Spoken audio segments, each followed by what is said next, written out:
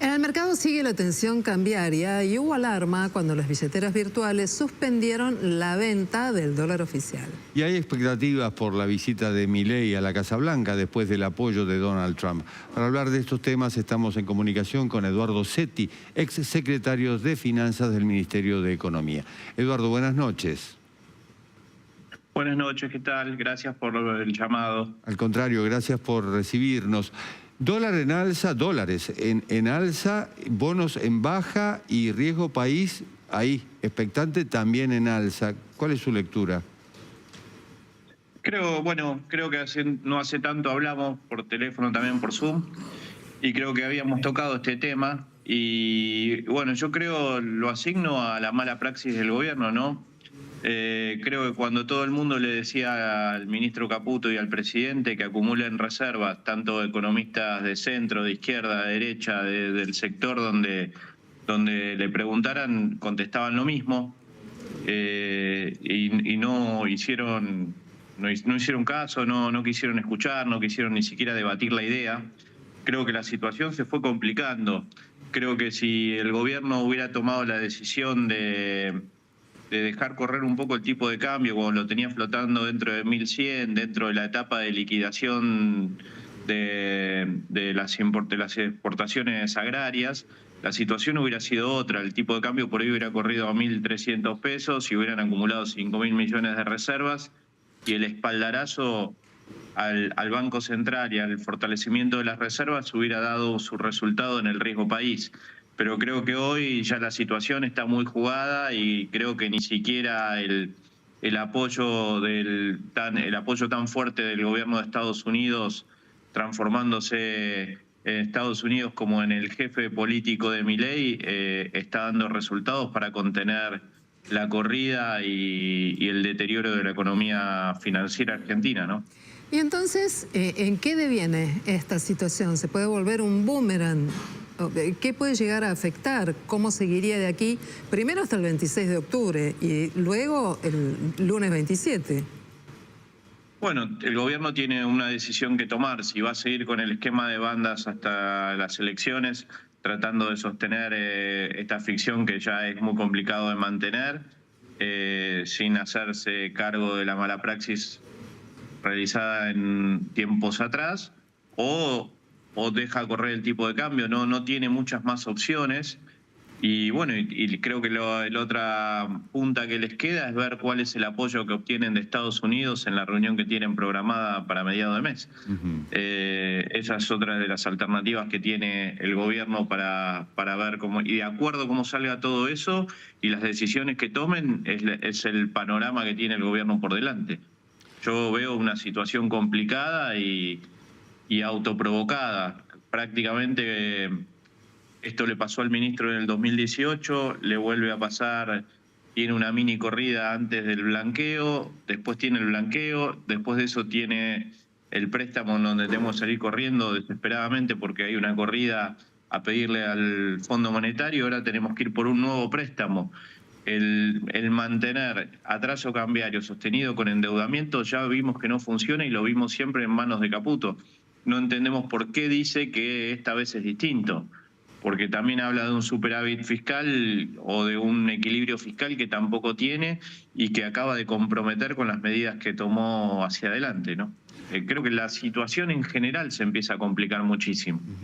Hay una sensación de cambios sobre la marcha, algo que es habitual en Argentina, pero los últimos días se ha dado, por ejemplo, con la cuestión de las billeteras virtuales, si pueden vender dólares, si pueden comprar dólares, operar con dólares. Algunas ahora parece que sí, porque están autorizadas, porque trabajan con los bancos, otras no.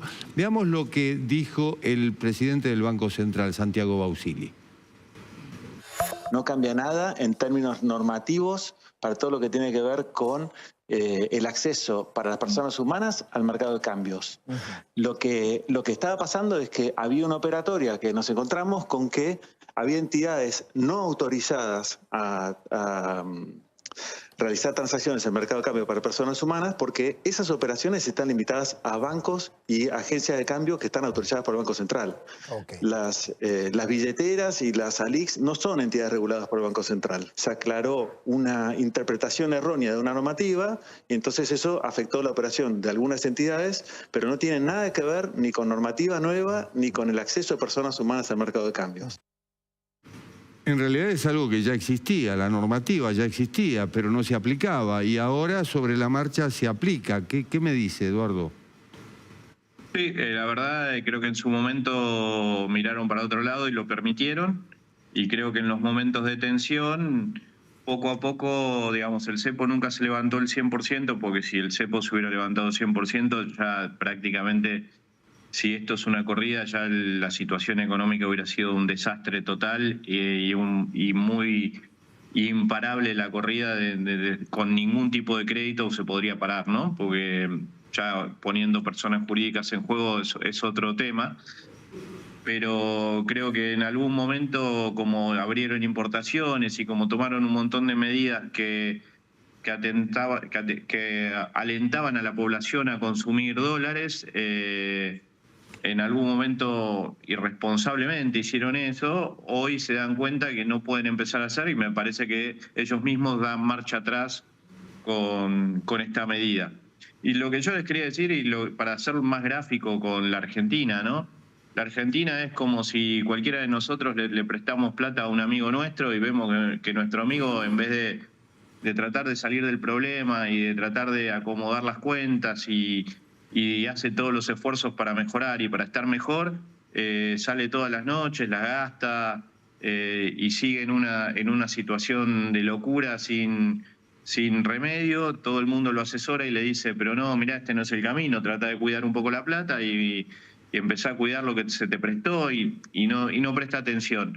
Bueno, Argentina es un poco así, ¿no? Es como que se lo dice el Fondo Monetario, se lo dicen los economistas, se lo dice todo el mundo, y ellos siguen por un camino totalmente equivocado, que solo ven positivo ellos. Y una y otra vez la evidencia empírica les va mostrando que ese no es el camino. Y toman este tipo de medidas, como abrir las importaciones, como facilitar las vacaciones de los argentinos en el exterior, todo un consumo de dólares excesivo que la Argentina no genera, y no tenemos acceso a los mercados internacionales, aunque sea para rolear el capital que vence. Eduardo. Entonces las obligaciones son muy fuertes. Sí, perdón. Entonces, ¿cuál es el camino? ¿Devaluar, como dice Cristina Fernández de Kirchner, que cree que la devaluación avanza?